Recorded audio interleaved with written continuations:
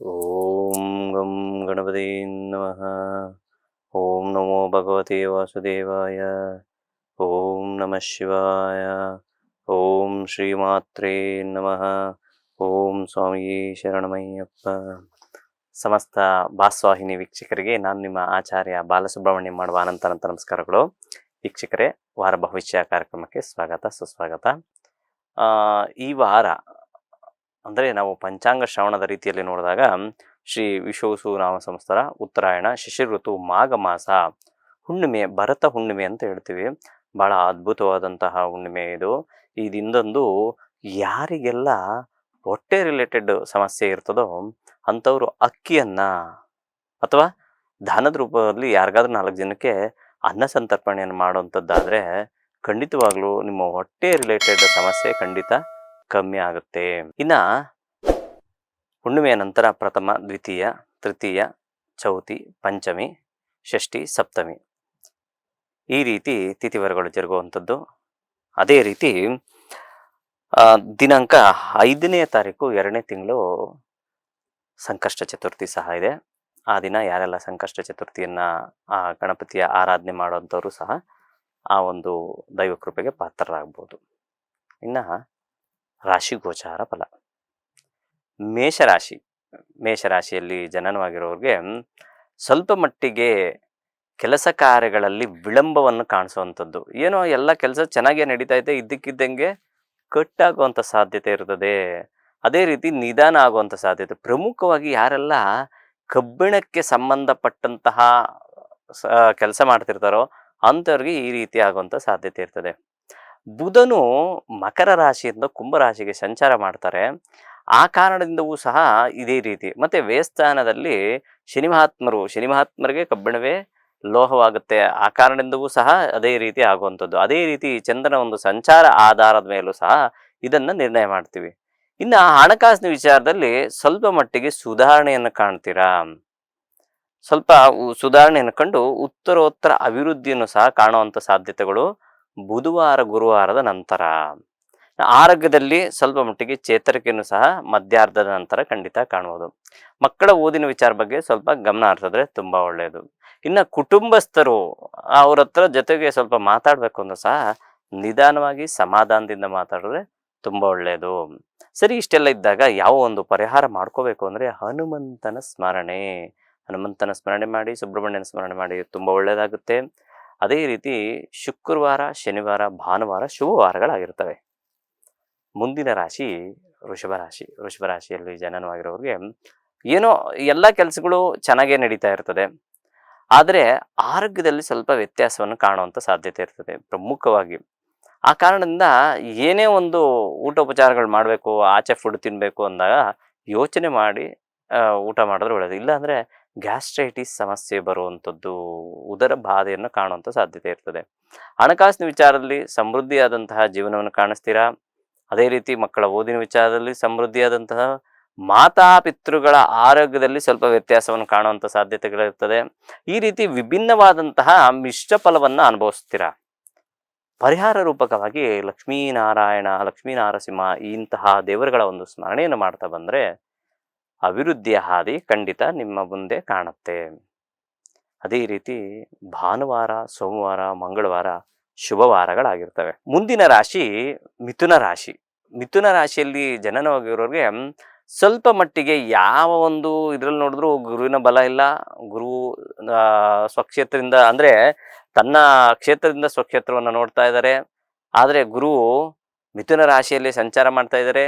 ಅದನ್ನು ಜನ್ಮಗುರು ಅಂತ ಹೇಳ್ತೀವಿ. ಅದೇ ರೀತಿ ರಾಶ್ಯಾಧಿಪತಿಯಂತಹ ಬುಧ ಅಷ್ಟಮದಲ್ಲಿ ಸಂಚಾರ ಮಾಡೋದ್ರಿಂದ ಸ್ವಲ್ಪ ಮಟ್ಟಿಗೆ ಎಲ್ಲ ವಿಚಾರದಲ್ಲೂ ವಿಳಂಬ ಮತ್ತು ಆರೋಗ್ಯದಲ್ಲಿ ವ್ಯತ್ಯಾಸ ಕಾಣುತ್ತೆ. ಆದರೆ ಒಂದು ವಿಶೇಷವಾದಂತಹ ವಿಚಾರ ಅಂದರೆ ಭಾಗ್ಯಭಾವದಲ್ಲಿ ಯಾವಾಗ ಬುಧನು ಸಂಚಾರ ಮಾಡ್ತಾನೋ ಅಂದಿನಿಂದ ನಿಮಗೆ ಸಂಪೂರ್ಣ ಶುಭಫಲಗಳನ್ನು ಕಾಣ್ತೀರಾ. ಆ ಭಾಗ್ಯಭಾವ ಯಾವಾಗ ಅಂದರೆ ಇದೇ ವಾರದಲ್ಲಿ ಜರುಗುವಂಥ ಸಾಧ್ಯತೆಗಳು ಹೆಚ್ಚಾಗಿರ್ತದೆ. ಆ ಕಾರಣದಿಂದ ಬುಧವಾರ ಗುರುವಾರದ ಮೇಲೆ ನಿಮಗೆ ತುಂಬ ಅದ್ಭುತವಾದಂತಹ ದಿನಗಳನ್ನು ಖಂಡಿತ ಕಾಣ್ಬೋದು.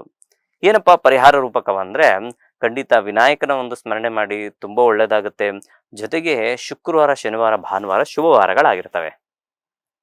ಮುಂದಿನ ರಾಶಿ ಕರ್ಕಾಟಕ ರಾಶಿ. ನೋಡಿ, ಕರ್ಕ ರಾಶಿಯಲ್ಲಿ ಜನನಾಗಿರೋರಿಗೆ ಉತ್ತರೋತ್ತರ ಅಭಿವೃದ್ಧಿ ಕಾಣುವಂಥದ್ದು, ಏನೋ ಕೆಲಸ ಕಾರ್ಯಗಳು ಮಾಡಕ್ಕೆ ಹೋದ್ರು ಎಲ್ಲ ಸಕ್ಸಸ್ ಅನ್ನು ಕಾಣುವಂಥದ್ದು, ಅಲ್ಪ ತೃಪ್ತರಾಗುವಂತಹ ವಾರ. ಈ ವಾರ ಏನು ಎಷ್ಟೇ ಸಂಪಾದನೆ ಅದು ಸಾಕು, ಪರವಾಗಿಲ್ಲ ಅನ್ನುವಂಥ ವಾರ ನಿಮ್ಮದು ಆಗಿರುತ್ತದೆ. ಅದೇ ರೀತಿ ಮಾನಸಿಕ ಚಿಂತನೆಗಳಿಂದ ದೂರವಾಗುವಂಥದ್ದು, ಏನೋ ಕೊರಗಿರ್ತದೆ, ಆ ಕೊರಗು ಸಹ ದೂರವಾಗಿ ಸಮೃದ್ಧಿಯಾದಂತಹ ಜೀವನವನ್ನು ಖಂಡಿತ ಕಾಣ್ಬೋದು. ಅದೇ ರೀತಿ ಇನ್ನೊಂದು ಹೊಸ ವಿಚಾರ ಅಂದರೆ, ಯಾವುದೋ ಒಂದು ಕೆಲಸಕ್ಕೆ ಕೈ ಹಾಕಬೇಕು ಅಂದ್ಕೊಂಡಿದ್ದೀರಾ, ಈ ವಾರ ಖಂಡಿತ ಪ್ರಯತ್ನ ಮಾಡಿದ್ರೆ ಆ ಒಂದು ಕೆಲಸದಲ್ಲಿ ಅಭಿವೃದ್ಧಿಯ ಹಾದಿ ಕಟ್ಟಿಟ್ಟ ಬುತ್ತಿ. ಎಲ್ಲ ವಿಚಾರದಲ್ಲೂ ಶುಭ ಫಲಗಳು ಇರಬೇಕಾದ್ರೆ ನೀವು ಸಾಕ್ಷಾತ್ ಅನ್ನಪೂರ್ಣೇಶ್ವರಿ ಅಥವಾ ದುರ್ಗಾ ಪರಮೇಶ್ವರಿ ಒಂದು ಸ್ಮರಣೆ ಮಾಡಿ, ತುಂಬ ಒಳ್ಳೆಯದಾಗುತ್ತೆ. ಜೊತೆಗೆ ಸೋಮವಾರ, ಮಂಗಳವಾರ, ಬುಧವಾರ ಶುಭವಾರಗಳಾಗಿರ್ತವೆ. ಮುಂದಿನ ರಾಶಿ ಸಿಂಹರಾಶಿ. ನೋಡಿ, ಸಿಂಹರಾಶಿಯಲ್ಲಿ ಜನನವಾಗಿರೋರಿಗೆ ರಾಷ್ಟ್ರಾಧಿಪತಿಯಾದಂತಹ ರವಿಯು ಷಷ್ಠಸ್ಥಾನ ಸಂಚಾರ ಮಾಡ್ತಾ ಇದ್ದಾರೆ. ಆದರೆ ಗುರುವಿನ ಬಲ ಅತಿ ಹೆಚ್ಚಾಗಿರ್ಬೇಕಾದ್ರೆ ಎಲ್ಲ ವಿಚಾರದಲ್ಲೂ ಸಕ್ಸಸ್ ಕಾಣ್ತೀರಾ. ಆದರೆ ಕಾಲಿಗೆ ಸಂಬಂಧಪಟ್ಟಂಥದ್ದು, ಮಂಡಿಗೆ ಸಂಬಂಧಪಟ್ಟಂತಹ ಸ್ವಲ್ಪ ಸಣ್ಣ ಪುಟ್ಟ ಸಮಸ್ಯೆಗಳನ್ನು ಕಾಣುವಂಥ ಸಾಧ್ಯತೆ ಇರ್ತದೆ. ಅದನ್ನು ಹೊರತುಪಡಿಸಿದರೆ ಹಣಕಾಸಿನ ವಿಚಾರದಲ್ಲಿ ಶುಭದಾಯಕವಾಗಿರ್ತದೆ, ಓದಿನ ವಿಚಾರದಲ್ಲಿ ಸಂಪೂರ್ಣ ಶುಭದಾಯಕವಾಗಿರ್ತದೆ. ಅದೇ ರೀತಿ ಊಟೋಪಚಾರಗಳಲ್ಲಿ ಮೃಷ್ಟಾನ್ನ ಭೋಜನ ಮಾಡುವಂಥದ್ದು, ದೈವ ದರ್ಶನ ಮಾಡುವಂಥದ್ದು, ಈ ರೀತಿಯಾದಂಥ ವಿಭಿನ್ನ ಕ್ಷೇತ್ರದಲ್ಲಿ ಸಾಕಷ್ಟು ಶುಭಫಲಗಳನ್ನು ನೀವು ಖಂಡಿತ ಕಾಣ್ಬೋದು. ನೀವು ಪರಿಹಾರ ರೂಪಕವಾಗಿ ಏನು ಮಾಡಬೇಕು ಅಂದರೆ, ಸಾಕ್ಷಾತ್ ಹನುಮಂತನ ಒಂದು ಸ್ಮರಣೆ ಮಾಡಿ, ತುಂಬ ಒಳ್ಳೆಯದಾಗುತ್ತೆ. ಜೊತೆಗೆ ಶುಕ್ರವಾರ, ಶನಿವಾರ ಹಾಗೂ ಭಾನುವಾರ ಶುಭವಾರಗಳಾಗಿರ್ತವೆ. ಮುಂದಿನ ರಾಶಿ ಕನ್ಯಾ ರಾಶಿ. ಕನ್ಯಾ ರಾಶಿಯಲ್ಲಿ ಜನನಾಗಿರೋರಿಗೆ ಉತ್ತರೋತ್ತರ ಅಭಿವೃದ್ಧಿಯನ್ನು ಕಾಣುವಂಥದ್ದು. ಮಧ್ಯಾರ್ಧದ ನಂತರ ಖಂಡಿತ ಹಣಕಾಸಿನ ವಿಚಾರದಲ್ಲಿ ಸುಧಾರಣೆಯನ್ನು ಕಾಣ್ತೀರಾ, ಮಾನಸಿಕ ವಿಚಾರದಲ್ಲಿ ಚೇತರಿಕೆಯನ್ನು ಕಾಣುವಂಥದ್ದು, ಮಕ್ಕಳ ವಿಚಾರದಲ್ಲಿ ಸಂಪೂರ್ಣವಾದಂತಹ ಶುಭ ಫಲಗಳನ್ನು ಖಂಡಿತ ಕಾಣುವಂಥ ಸಾಧ್ಯತೆಗಳು ಹೆಚ್ಚಾಗಿರುತ್ತದೆ. ತಂದೆ ತಾಯಿಗಳ ಆರೋಗ್ಯದ ಬಗ್ಗೆ ಸ್ವಲ್ಪ ವ್ಯತ್ಯಾಸವನ್ನು ಕಾಣುವಂಥ ಸಾಧ್ಯತೆ ಇರ್ತದೆ. ಆ ಕಾರಣದಿಂದ ಅವರನ್ನು ಕರೆಕ್ಟಾಗಿ ಹೆಲ್ತ್ ಚೆಕಪ್ ಮಾಡಿಸುವಂಥದ್ದು ಅತಿ ಮುಖ್ಯವಾಗಿರ್ತದೆ. ಇದನ್ನು ಹೊರತುಪಡಿಸಿದರೆ ಸ್ವಂತ ವೃತ್ತಿಯನ್ನು ಯಾರೆಲ್ಲ ಮಾಡ್ತಾ ಇದ್ದಾರೋ ಅವ್ರಿಗೂ ಸಹ ಸಂಪೂರ್ಣ ಶುಭಫಲಗಳನ್ನು ಈ ವಾರ ಕಾಣುವಂಥ ಸಾಧ್ಯತೆಗಳು ಹೆಚ್ಚಾಗಿರ್ತದೆ. ಪರಿಹಾರ ರೂಪಕವಾಗಿ ನೀವು ಮಾಡಬೇಕಾಗಿರುವಂಥದ್ದು ಸಾಕ್ಷಾತ್ ಸುಬ್ರಹ್ಮಣ್ಯನ ಒಂದು ಸ್ಮರಣೆ ಮಾಡಿ, ಜೊತೆಗೆ ದುರ್ಗೆಯ ಒಂದು ಸ್ಮರಣೆ ಮಾಡಿ, ತುಂಬ ಒಳ್ಳೆಯದಾಗುತ್ತೆ. ಭಾನುವಾರ, ಬುಧವಾರ ಹಾಗೂ ಶನಿವಾರ ಶುಭವಾರಗಳಾಗಿರ್ತವೆ. ಮುಂದಿನ ರಾಶಿ ತುಲಾರಾಶಿ. ತುಲಾರಾಶಿಯಲ್ಲಿ ಜನನವರು ತುಂಬ ಬ್ಯಾಲೆನ್ಸ್ ಮಾಡಕ್ಕೆ ಕ್ಲೈಮ್ ಮಾಡಿದ್ದೀರಾ, ಖಂಡಿತ ಒಳ್ಳೆಯದು. ಈ ವಾರ ನಿಮ್ಗೇನು ಪರಸ್ಥಳ ವಾಸ ಅಂತಂದರೆ ಯಾರೋ ಫ್ರೆಂಡ್ಸ್ ಜೊತೆಗೆ ಯಾವುದೋ ದೇವಸ್ಥಾನಕ್ಕೆ ಹೋಗುವಂಥದ್ದು, ಅಥವಾ ಬಿಸ್ನೆಸ್ ಟ್ರಿಪ್ ಮೇಲೆ ಆಚೆ ಹೋಗುವಂಥದ್ದಾಗಿರ್ಬೋದು, ಅಥವಾ ರಿಲೇಷನ್ ಮನೆಗಳಿಗೆ ಹೋಗಿ ಒಂದೆರಡು ದಿವಸ ತಂಗು ಬರೋಣ, ಬೇರೆ ಊರಿಗೆ ಹೋಗಿ ಬರೋಣ, ಈ ರೀತಿಯಾದಂತಹ ಸ್ಥಾನ ಪಲ್ಲಟವಾದಂತಹ ವಾರ ನಿಮ್ಮದಾಗಿರುತ್ತದೆ. ಅದೇ ರೀತಿ ಊಟೋಪಚಾರಗಳಲ್ಲಿ ಒಳ್ಳೆಯ ಊಟೋಪಚಾರಗಳ, ಸ್ನೇಹಿತರ ಜೊತೆಗೆ ಒಳ್ಳೆಯ ಸಂಬಂಧಗಳನ್ನು ಬೆಳೆಸ್ಕೊಳ್ಳುವಂಥದ್ದು, ಅವ್ರ ಜೊತೆಗೆ ಒಳ್ಳೆಯ ಒಂದು ಭಾವನೆಗಳನ್ನು ಬೆಳೆಸ್ಕೊಳ್ಳುವಂಥದ್ದು, ಅವರ ಒಂದು ಜೀವನದಲ್ಲೂ ಸಹ ನೀವು ಸಹಪಾಠಿಗಳಾಗುವಂಥ ಸಾಧ್ಯತೆಗಳು ಸಹ ಹೆಚ್ಚಾಗಿರ್ತದೆ. ಯಾರೆಲ್ಲ ಸ್ವಂತ ವೃತ್ತಿ, ಸೇವಾ ವೃತ್ತಿ ಮಾಡ್ತಾ ಇರ್ತಾರೋ ಅಂಥವ್ರಿಗೂ ಸಹ ಈ ವಾರ ಅದ್ಭುತವಾದಂತಹ ವಾರವನ್ನು ಖಂಡಿತ ನೀವು ಕಾಣ್ಬೋದು. ಪರಿಹಾರ ರೂಪಕವಾಗಿ ಏನಾದರೂ ಸಣ್ಣ ಪುಟ್ಟ ಸಮಸ್ಯೆಗಳಿದ್ದರೆ ಏನು ಮಾಡಬೇಕು ಅಂದ್ಕೊಂಡ್ರೆ, ಕರೆಕ್ಟಾಗಿ ಹೇಳ್ಬೇಕು ಅಂದರೆ ನಾರಾಯಣನ ಒಂದು ಸ್ಮರಣೆ ಮಾಡಿ. ನಾರಾಯಣ, ಓಂ ನಮೋ ಭಗವತೆ ನಾರಾಯಣಾಯ, ಓಂ ನಮೋ ಭಗವತೆ ವಾಸುದೇವಾಯ ಅನ್ನೋ ಒಂದು ಮಂತ್ರವನ್ನು ನೀವು ಪಠನೆ ಮಾಡ್ತಾ ಬನ್ನಿ, ಖಂಡಿತ ಒಳ್ಳೆಯದಾಗುತ್ತೆ. ಜೊತೆಗೆ ಬುಧವಾರ, ಸೋಮವಾರ, ಮಂಗಳವಾರ, ಗುರುವಾರ ಶುಭವಾರಗಳಾಗಿರ್ತವೆ. ಮುಂದಿನ ರಾಶಿ ವೃಶ್ಚಿಕ ರಾಶಿ. ವೃಶ್ಚಿಕ ರಾಶಿಯಲ್ಲಿ ಜನನಾಗಿರೋ ರಾಷ್ಟ್ರಾಧಿಪತಿಯಾದಂತಹ ಕುಜ ಉಚ್ಚಕ್ಷೇತ್ರ ಸ್ಥಿತನಾಗಿದ್ದಾನೆ. ಮಂಡು ಧೈರ್ಯ, ಹೆಚ್ಚಾಗಿ ಕೋಪ ಬಾರಿಸ್ಕೊಳ್ಳುವಂಥದ್ದು, ಏನೋ ಒಂದು ಮುಂದಾಳತ್ವ ಮಾಡ್ಕೊಳ್ಳುವಂಥದ್ದು, ಮಾನಸಿಕ ವಿಚಾರದಲ್ಲಿ ಸ್ವಲ್ಪ ವ್ಯತ್ಯಾಸವನ್ನು ಕಾಣುವಂಥ ಸಾಧ್ಯತೆಗಳು ಸಹ ಉಂಟು. ಇದೇ ರೀತಿ ನಿಮ್ಮ ಒಂದು ಕೋಪದಿಂದ ನಿಮಗೆ ಸಮಸ್ಯೆ ಸಹ ತಂದು ಕೊಡುವಂಥ ಸಾಧ್ಯತೆ ಇರ್ತದೆ. ಆ ಕಾರಣದಿಂದ ಸಾವಧಾನದಿಂದ ಜೀವನವನ್ನು ಸಾಗಿಸಿದರೆ ತುಂಬ ಒಳ್ಳೆಯದು. ಇನ್ನು ಕುಟುಂಬಸ್ಥರ ಜೊತೆಗೆ ಅದ್ಭುತವಾದಂತಹ ಬೆಳವಣಿಗೆಯನ್ನು ಕಾಣುವಂಥದ್ದು, ಕುಟುಂಬಸ್ಥರಿಂದ ಯಾವುದೋ ಒಂದು ಒಳ್ಳೆಯ ವಿಚಾರವನ್ನು ಕೇಳುವಂಥದ್ದು, ಸ್ಥಿರಾಸ್ತಿ ಚರಾಸ್ತಿಯ ಒಂದು ವಿಚಾರದಲ್ಲಿ ಶುಭ ಫಲಗಳನ್ನು ಕಾಣುವಂಥದ್ದು, ಮಾನಸಿಕ ವಿಚಾರದಲ್ಲಿ ಲವಲವಿಕೆಯನ್ನು ಕೂಡುವಂಥದ್ದು, ಈ ರೀತಿಯಾದಂಥ ಒಂದು ರೀತಿಯಿಂದ ಮಿಷ್ಟದಾಯಕವಾದಂತಹ ಫಲವನ್ನು ಅನುಭವಿಸ್ತೀರಾ. ಪರಿಹಾರ ಏನು ಮಾಡ್ಕೋಬೇಕು ಅನ್ನೋದು ನೋಡಿದ್ರೆ, ಗುರುಗಳ ಸ್ಮರಣೆ. ಅಷ್ಟಮ ಭಾವೇ ಗುರುಸ್ಥಿತಿ ಅಂತ ಹೇಳ್ತೀವಿ. ಅಷ್ಟಮ ಭಾವದಲ್ಲಿ ಗುರುಸ್ಥಿತನಾದಾಗ ಗುರುವಿನ ಒಂದು ಸ್ಮರಣೆ ಮಾಡಿದಾಗ ಗುರು ಯಥೇಚ್ಛಿನ ಫಲವನ್ನು ಕೊಡ್ತಾನೆ ಅಂತ ಹೇಳ್ತಾರೆ ಶಾಸ್ತ್ರ. ಆ ಕಾರಣದಿಂದ ಗುರುಗಳ ಸ್ಮರಣೆ, ಗುರುಗಳ ದೇವಾಲಯ ದರ್ಶನವನ್ನು ಮಾಡಿದ್ರೆ ತುಂಬ ಒಳ್ಳೆಯದು. ನಿಮಗೆ ಶುಕ್ರವಾರ, ಬುಧವಾರ ಹಾಗೂ ಸೋಮವಾರ ಶುಭವಾರಗಳಾಗಿರ್ತವೆ. ಮುಂದಿನ ರಾಶಿ ಧನುಸ್ಸು ರಾಶಿ. ಧನುರಾಶಿಯಲ್ಲಿ ಜನನಾಗಿರೋರು ಉತ್ತರೋತ್ತರ ಅಭಿವೃದ್ಧಿ ಕಾಣುವಂಥದ್ದು, ಅದೇ ರೀತಿ ದೈವ ದರ್ಶನವಾಗುವಂಥದ್ದು, ಅಂದರೆ ದೇವಸ್ಥಾನಗಳಿಗೆ ಹೋಗುವಂಥದ್ದು, ಸಮಾಧಾನವಾಗಂತ ಇರುವಂಥದ್ದು. ಅದೇ ರೀತಿ ನಿಮಗೆ ಒಂದು ವಿಶೇಷ ಅಂದರೆ ಈ ಫಾರಿನ್ ಯೋಗ ಅನ್ನುವಂಥದ್ದು ಸಹ ಈ ವಾರ ತುಂಬ ಅದ್ಭುತವಾಗಿದೆ. ಅದೇ ರೀತಿ ವಾಯು ವಿಮಾನ ಏರುವಂಥ ಸಾಧ್ಯತೆಗಳು ಹೆಚ್ಚಾಗಿರ್ತದೆ. ಅದೇ ರೀತಿ ನಿಮ್ಮ ಮಾನಸಿಕ ಚಿಂತೆಗಳೆಲ್ಲ ದೂರವಾಗಿ ಲವಲವಿಕೆಯಿಂದ ಕೂಡುವಂತಹ ವಾರವೂ ಸಹ ನಿಮ್ಮದಾಗಿರ್ತದೆ. ಇನ್ನು ಹಣಕಾಸಿನ ವಿಚಾರದಲ್ಲಿ ಸಂಪೂರ್ಣ ಶುಭ ಫಲಗಳನ್ನು ಕಾಣ್ತೀರಾ. ಆದರೆ ಸ್ವಲ್ಪ ಮಟ್ಟಿಗೆ ದುಂದು ವೆಚ್ಚವಾಗುವಂಥ ಸಾಧ್ಯತೆಗಳು ಸಹ ಇರ್ತದೆ. ಏನೇ ವ್ಯತ್ಯಾಸಗಳಿದ್ರೂ ಸಹ ದೇವರು ನಿಮಗೆ ಕೈ ಬಿಡೋದಿಲ್ಲ. ಅದೇ ರೀತಿ ಸಪ್ತಮ ದೃಷ್ಟಿಯಿಂದ ಗುರುವಿನ ದೃಷ್ಟಿ ಇರೋದ್ರಿಂದ ನಿಮ್ಗೆಲ್ಲ ವಿಚಾರದಲ್ಲೂ ಶುಭ ಫಲಗಳನ್ನು ನೀವು ಖಂಡಿತ ಕಾಣ್ಬೋದು.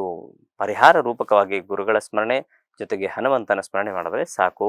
ನಿಮಗೆ ಬುಧವಾರ, ಗುರುವಾರ, ಶುಕ್ರವಾರ, ಶನಿವಾರ ಶುಭವಾರಗಳಾಗಿರ್ತವೆ. ಮುಂದಿನ ರಾಶಿ ಮಕರ ರಾಶಿ. ಮಕರ ರಾಶಿಯಲ್ಲಿ ಜನನವಾಗಿರೋರಿಗೆ ಏನಪ್ಪ ಸಾಕಷ್ಟು ಚತುರ್ಗ್ರಹ ಕೂಟ ಸ್ಥಿತವಾಗಿದೆ. ಆ ಕಾರಣದಿಂದ ತುಂಬ ಗೊಂದಲವನ್ನು ಅನುಭವಿಸ್ತಾ ಇರ್ತೀರ. ಹಣಕಾಸಿನ ವಿಚಾರದಾಗಲಾಗಿರ್ಬೋದು, ಮಾನಸಿಕ ವಿಚಾರದಲ್ಲಾಗಿರ್ಬೋದು, ಅದೇ ರೀತಿ ದೈಹಿಕ ವಿಚಾರದಲ್ಲಿ ಅಂದರೆ ಆರೋಗ್ಯದ ವಿಚಾರದಲ್ಲೂ ಸಹ ಸ್ವಲ್ಪ ವ್ಯತ್ಯಾಸವನ್ನು ಕಾಣುವಂಥ ಸಾಧ್ಯತೆ ಇರ್ತದೆ. ಇದೆಲ್ಲ ಸ್ವಲ್ಪ ಮಧ್ಯಾಹ್ನದ ನಂತರ ಸ್ವಲ್ಪ ವಿಭಿನ್ನವಾದಂತಹ ಕ್ಷೇತ್ರದಲ್ಲಿ ಬುಧನು ಕುಂಭರಾಶಿಗೆ ಸಂಚಾರ ಮಾಡಲಿಕ್ಕೆ ಪ್ರಯತ್ನ ಮಾಡಿದಾಗ ಸ್ವಲ್ಪ ಮಟ್ಟಿಗೆ ರಿಲ್ಯಾಕ್ಸ್ ಆಗ್ತೀರಾ. ಬರೀ ಪಾಪಗ್ರಹಗಳು ಶುಭಗ್ರಹಗಳು ಎಲ್ಲವೂ ಸ್ಥಿತರಾಗಿ ಪೀಡಿತರಾದಾಗ ರಾಶಿಯು ಸ್ವಲ್ಪ ಮಟ್ಟಿಗೆ ಆರೋಗ್ಯದಲ್ಲೂ ಸಹ ವ್ಯತ್ಯಾಸವನ್ನು ಕಾಣ್ತಾ ಇರ್ತೀರ. ಇದೆಲ್ಲ ದೂರ ಆಗಿ ಮಧ್ಯಾಹ್ನದ ನಂತರ ಅಂದರೆ ಬುಧವಾರದ ಗುರುವಾರದ ನಂತರ ಖಂಡಿತ ಎಲ್ಲ ವಿಚಾರದಲ್ಲೂ ಶುಭ ಫಲಗಳನ್ನ ಖಂಡಿತ ನಿರೀಕ್ಷಿಸಬಹುದು. ಉತ್ತರೋತ್ತರ ಅಭಿವೃದ್ಧಿನೂ ಸಹ ಕಾಣಬಹುದು. ಪರಿಹಾರ ರೂಪಕವಾಗಿ ದುರ್ಗೆಯ ಒಂದು ಸ್ಮರಣೆ, ಸುಬ್ರಹ್ಮಣ್ಯನ ಸ್ಮರಣೆ ಮಾಡಿ ತುಂಬ ಒಳ್ಳೆಯದಾಗುತ್ತೆ. ಶನಿವಾರ, ಭಾನುವಾರ ಶುಭವಾರಗಳಾಗಿರ್ತವೆ. ಮುಂದಿನ ರಾಶಿ ಕುಂಭರಾಶಿ. ಕುಂಭರಾಶಿಯಲ್ಲಿ ಜನನವಾಗಿರೋ ಸ್ವಲ್ಪ ರಿಲ್ಯಾಕ್ಸ್ ಕಾಣುವಂಥದ್ದು. ಹೊಸ ಕೆಲಸ, ಹೊಸ ವಿಚಾರ, ಹೊಸ ಮನೆ ಆಗಿರ್ಬೋದು, ಸೈಟ್ ಆಗಿರ್ಬೋದು, ಈ ರೀತಿ ವಿವಾಹದ ಬಗ್ಗೆ ಚಿಂತನೆ ಮಾಡುವಂಥದ್ದಾಗಿರ್ಬೋದು, ಅಥವಾ ಹೊಸ ಸ್ಟಾರ್ಟಪ್ ಏನೋ ಕೆಲಸ ಮಾಡಬೇಕು, ಇಂಥದ್ರೆಲ್ಲದರಲ್ಲೂ ಸ್ವಲ್ಪ ಚೇಂಜಸ್ ಕಾಣುವಂಥದ್ದು. ಅದೇ ರೀತಿ ಇದರಲ್ಲೆಲ್ಲ ಅಭಿವೃದ್ಧಿಯನ್ನು ಸಹ ಕಾಣುವಂಥ ಸಾಧ್ಯತೆ ಇರ್ತದೆ. ಒಂದು ವಿಚಾರ ನೆನ್ಪಿಟ್ಕೊಳ್ಳಿ, ಯಾರಿಗಾದ್ರೂ ಹಣಕಾಸಿನ ವಿಚಾರದಲ್ಲಿ ಸಹಾಯ ಮಾಡಬೇಕು ಅಂದರೆ ಯೋಚನೆ ಮಾಡಿ ಸಹಾಯ ಮಾಡಿ, ಇಲ್ಲಾಂದರೆ ಸಮಸ್ಯೆಗೆ ಗುರಿಯಾಗ್ತೀರಾ. ಇನ್ನು ಲಘು ದೂರ ಪ್ರಯಾಣದಿಂದ ಸಮಾಧಾನವನ್ನು ಸಹ ಕಾಣುವಂಥ ಸಾಧ್ಯತೆ ಹೆಚ್ಚಾಗಿರ್ತದೆ. ಆರೋಗ್ಯದಲ್ಲಿ ಚೇತರಿಕೆಯನ್ನು ಕಾಣುವಂಥದ್ದಿದೆ. ಮಕ್ಕಳ ಓದಿನ ವಿಚಾರದಲ್ಲಿ ಅಭಿವೃದ್ಧಿನೂ ಸಹ ಕಾಣುವಂಥ ಸಾಧ್ಯತೆ. ಇಷ್ಟೆಲ್ಲ ಇದ್ದಾಗ ಪರಿಹಾರ ಸೀದಾ ಸಾಧವಾಗಿ ಹನುಮಂತನ ಸ್ಮರಣೆ ಖಂಡಿತವಾಗ್ಲೂ ಬೇಕು. ಅದೇ ರೀತಿ ಹೆಣ್ಣು ದೇವರ ಒಂದು ಸ್ಮರಣೆ ಮಾಡಿ ತುಂಬ ಒಳ್ಳೆಯದಾಗುತ್ತೆ. ಶನಿವಾರ, ಭಾನುವಾರ ಹಾಗೂ ಸೋಮವಾರ ಶುಭವಾರಗಳಾಗಿರ್ತವೆ. ಮುಂದಿನ ರಾಶಿ ಹಾಗೂ ಕೊನೆಯ ರಾಶಿ ಮೀನರಾಶಿ. ಮೀನರಾಶಿಯಲ್ಲಿ ಜನನಾಗಿರೋರಿಗೆ ಎಲ್ಲ ವಿಚಾರದಲ್ಲೂ ಸಂಪೂರ್ಣ ಶುಭಫಲಗಳನ್ನು ಕಾಣ್ತೀರಾ. ಪತಿಪತ್ನಿಯ ವಿಚಾರದಲ್ಲಿ ಸಾಮರಸ್ಯದ ಜೀವನವನ್ನು ಕಾಣುವಂಥದ್ದು. ವ್ಯವಹಾರ ವಿಚಾರದಲ್ಲಿ ಅಂದರೆ ಯಾವುದೋ ಒಂದು ಬಿಸ್ನೆಸ್ ಮಾಡ್ತಿರ್ತೀರ, ಆ ವ್ಯವಹಾರದ ವಿಚಾರದಲ್ಲೂ ಸಹ ಸಂಪೂರ್ಣ ಶುಭಫಲಗಳನ್ನು ನೀವು ಖಂಡಿತ ಕಾಣಬಹುದು. ಆದರೆ ಈ ಲಘು ದೂರ ಪ್ರಯಾಣ ಅಥವಾ ಬಹುದೂರ ಪ್ರಯಾಣದಿಂದ ಸ್ವಲ್ಪ ಆಲಸ್ಯ ಸಹ ಉಂಟಾಗುವಂಥದ್ದಿರ್ತದೆ. ಸ್ವಲ್ಪ ಮಟ್ಟಿಗೆ ಸರಿಯಾದ ಸಮಯಕ್ಕೆ ಊಟ ಸೇವನೆ ಮಾಡುವಂಥದ್ದು ಅತಿ ಮುಖ್ಯ. ಇಲ್ಲಾಂದರೆ ಗ್ಯಾಸ್ಟ್ರೈಟಿಸ್ ಆಗುವಂಥ ಸಾಧ್ಯತೆ ಹೆಚ್ಚಾಗಿರ್ತದೆ. ಇದನ್ನು ಹೊರತುಪಡಿಸಿದರೆ ಹಣಕಾಸಿನ ವಿಚಾರದಲ್ಲಿ ತುಂಬ ಅಭಿವೃದ್ಧಿಯನ್ನು ಕಾಣ್ತೀರಾ. ಅದೇ ರೀತಿ ನಿಮ್ಮ ಒಂದು ಆಫೀಸ್ ಕೆಲಸ ಏನು ಮಾಡ್ತಾ ಇರ್ತಾರೋ ಅಥವಾ ಬೇರೆ ಸ್ವಂತ ವೃತ್ತಿ, ಸೇವಾ ವೃತ್ತಿ, ಇಂಥ ಒಂದು ವೃತ್ತಿಪರವಾಗಿ ನಿಮಗೆ ಒಳ್ಳೆಯ ಪ್ರಶಂಸೆಯ ಹಾದಿ ಕಾಣುವಂಥದ್ದು. ನಿಮ್ಮ ಬಾಸ್ ಇರ್ಬೋದು ಅಥವಾ ನೀವು ಗ್ರಾಹಕರಾಗಿರ್ಬೋದು, ಅವರಿಂದ ನಿಮ್ಗೆ ಒಳ್ಳೆಯ ಒಂದು ಮನ್ನಣೆ ಸಿಗುವಂಥದ್ದು, ಅವರಿಂದ ಒಳ್ಳೆ ಪ್ರಶಂಸೆ ಸಹ ಸಿಗುವಂಥ ಸಾಧ್ಯತೆಗಳಿರ್ತದೆ. ಅದೇ ರೀತಿ ಬಿರುದು ಬಹುಮಾನಗಳು ಸಹ ದಕ್ಕಿಸುವಂಥ ವಾರ ನಿಮ್ಮದಾಗಿರ್ತದೆ.